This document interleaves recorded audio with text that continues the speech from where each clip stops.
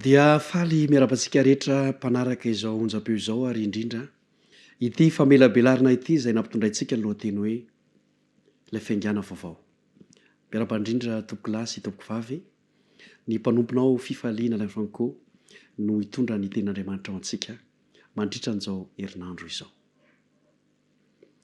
Tamin'ny omaly isika dia mifampirisika teto mahakasika ny tokony hanaovantsika fiaingana vaovao amin'ny famakiana ny Baiboly. Satria ny Baiboly no fitaovana entintsika anombohana anaovana fiaingana vaovao. Ary hitantsika omaly ihany koa fa ny Baiboly sy ny fiverenana amin'ny Baiboly no antsoina hoe fifoazana marina. Hitantsika omaly izany. Amin'ity manaraka ity indray kosa dia hijery isika tantara anankiray tao amin'ny Baiboly mba hanaporofontsika hoe tena marina tokoa ve lazain'ny Baiboly. Rehefa miteny hoe ny Baiboly dia tanteraka izany dia hovaliantsika izany fanontaniana izany ankehitriny. Tsy adinoina koa nefa fa tamin'ny omaly dia nitenitsika hoe vakeo ny filazantsaran'i Jesosy Kristy izay soratany Jaona na Joany vakeo manontolo.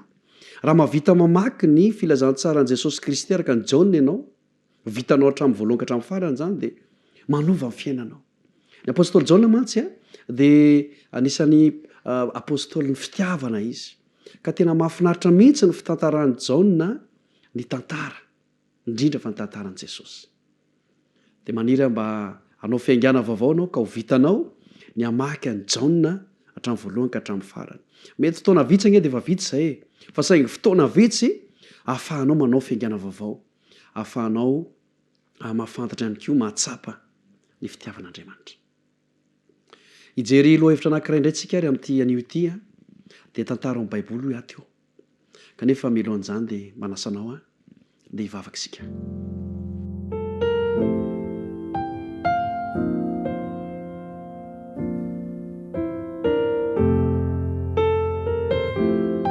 Rainay fitiavanao, misaotra anao izay satria ankehitriny dia tonga indray ny fotoana ahafahanay mihaino ny teninao, mitenena ary ampahafantaronay ny sitraponao izay rehetra lazainao amin'ny Baiboly mba ahafahanay manao dingana vaovao, fiaingana vaovao miaraka aminao.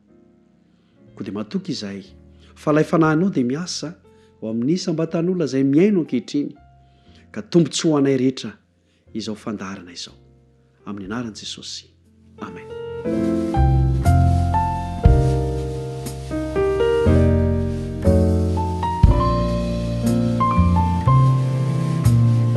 Tantara amin'ny Baiboly, Genesis 1:7-7, ilay tantara voalohany mihitsy ao amin'ny Baiboly izany no angalantsika lesona mba hanamporofontsika hoe tena marina ny lazain'ny Baiboly. Tsy mandainga amin'ny Baiboly sanatria. Rehefa mijery Genesis 1:7 tsika dia anisany misongadinao ny tantaran'ny Noa. Haintsika izany tantara izany. Fa andeha ho porofontsika ny fahatanteran'izany amin'izao vanim-potoana misy antsika izao. Genesis 1:7 dia izao no voalaza. Ary indro izao efa nahatonga ny safidrano ambonin'ny tany, andringana ny nofo rehetra izay noforoniko ambany lanitra dia ho faty izay rehetra ao amin'ny tany. Zay izany no lazain'ny Genesis 1:7 ary Andriamanitra no miteny ao amin'ny Baiboly ho haringana ny nofo rehetra ambonin'ny tany. Raha mandrina izany tantara izany izao tsika dia hoe ahoana koa ary izany? Andriamanitra ve fitiavana dia handringana? Dia eto dia ambara amintsika fa eo Andriamanitra io tena fitiavana tokoa. Tiany isika mpanota, tiany isika fa halany kosa ny fahotana. Tiany mpanota Andriamanitra fa mankahala fahotana izy. Ho avy ny safidrano dia nampiasain'Andriamanitra Noa. Zay ilay tantara. Fitianiko kely izy satria haintsika tsara eo amin'ny Genesis 1:7 eo. Dia tsy nino ny olona, aiza koa nisy an'izany. Dia nanambady any izay mbola tokony hanambady, nivarotra izay tokony hivarotra sy ny sisa. Andriamanitra ange fitiavany, izy ve dia hanao an'izany? Tsy nino ny olona. Somary gaga ihany nefa ny olona satria nisy fotoana rehefa natsony Noa ny zava-manan'aina rehetra de tonga niditra tao amin'ny samby fiara de nieritreritra ny olona hoe manao mazindray izy manao ody angamba ity noaty manao karazana fonoka na karazana setroka ka de manaraka zay teneny avokoa na ny voay na ny ombo na ny rehetrarehetra teto zany de misy lesona lehibe hoe ny biby indray no nanaiky an'Andriamanitra ny biby indray no nanaiky ny antso fa ny olombelona tsy isy taitra ary nisan'ny toe-javatra mitranga zany ankehitriny kanefa maniry mba tsy ho aminao zany hoe anamavo ny teny zay lazain'ny baiboly toizantsika ny tantara Genesis 1:1 de zao voalaza de nisy ranonorana ny vatravatra tamin'ny tany 700 andro sy 700 alina nandritra ny 700 andro sy 700 alina de nisy orana mivatravatra teto ambonin'ny tany zay le tantara lazain'ny baiboly ary tsy nahagaga fa rehefa nrotsaka nandritra ny 700 andro sy 700 alina lay orana de tondraka ny rano ary na de nitendrombohatra avo aza dia difotra isika moa zany de mahita tsara mihitsy fa orana mijoy mandritra ny 4 andro ara de efa dibo-drano tsika mihinan-kavy ty efa 700 andro 700 alina safotra ny tendrombohatra rehetra tsy hita avokoa ny zavatra rehetra maty avokoa ny olona rehetra zay le tantara raha fitinina zany teo amin'ny Genesis 1:1 de zao ny voalaza ary Andriamanitra nahatsiaro ny Noa mba mibiby dia rehetra ary mibiby fiompy rehetra izay niara-ny toetra tamin'ny tao anatin'ny samy fiara ary Andriamanitra nampandefa rivotra eran'ny tany ka de niaina ny rano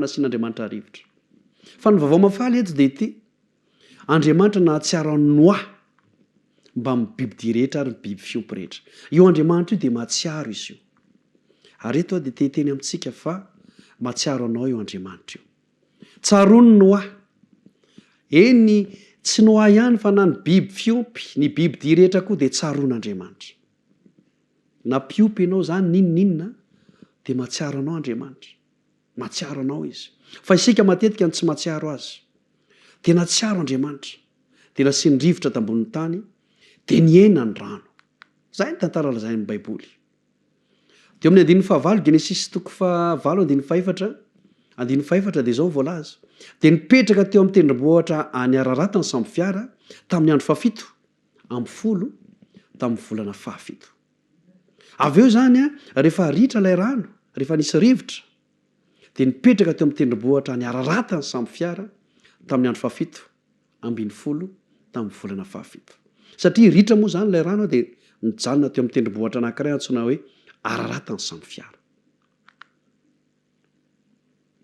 de rehefa ritra ny rano janona teo amin'ny tendrombohitra Ararata ny samby fiara nivoaka ny Noa valo mianaka fantatsika tsara fa valo mianaka Noa zay sisan'ny olona velona ary misy lesona lehibe ho antsika zany miloha indrindra ny anoizantsika fa makafakana Andriamanitra zany tsy mitady olona betsaka hivavaka aminy fa mitady olona vitsy ty azy averiko Andriamanitra tsy mitady olona betsaka hivavaka aminy fa mitady olona vitsy tena ty azy zava-misy ankehitriny de zao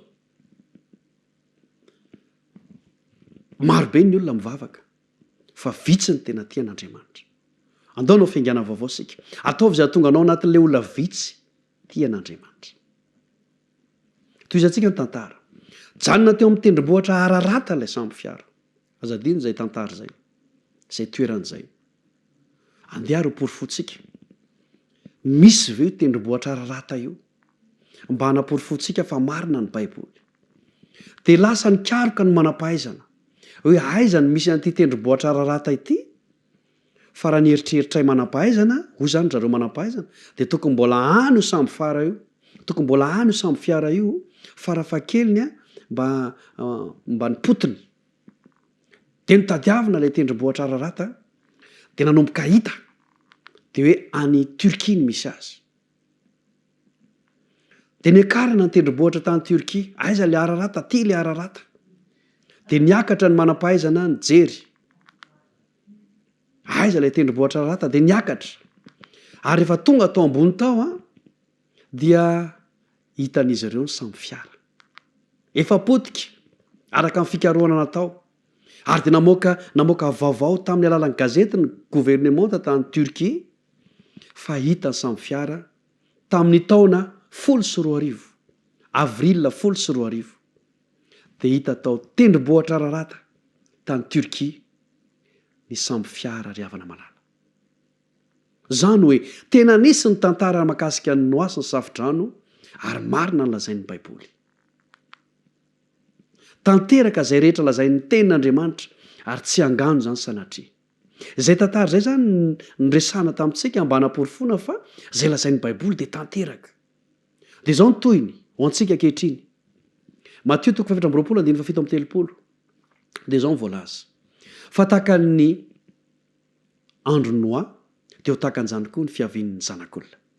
Zay ndray zany toy ny tantara. Fa tahaka ny andro Noa de ho tahaka an'izany koa ny fiavian'ny zanak'olona. Zany hoe ho avy ny zanak'olona, zany hoe ho avy Jesosy. Jesosy ilay zanak'olona resahana eto. Ka tahaka ny tamin'ny andro Noa de tahaka an'izany koa ny fiavian'ny zanak'olona. Zany hoe voalohany indrindra tsy maintsy ho tanteraka.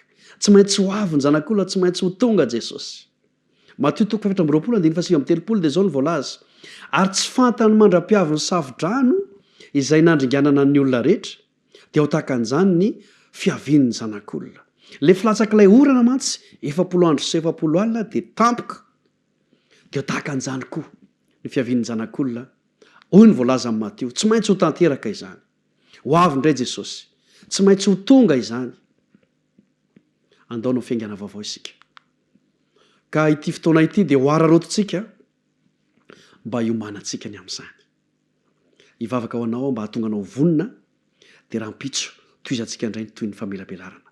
Hivavaka isika.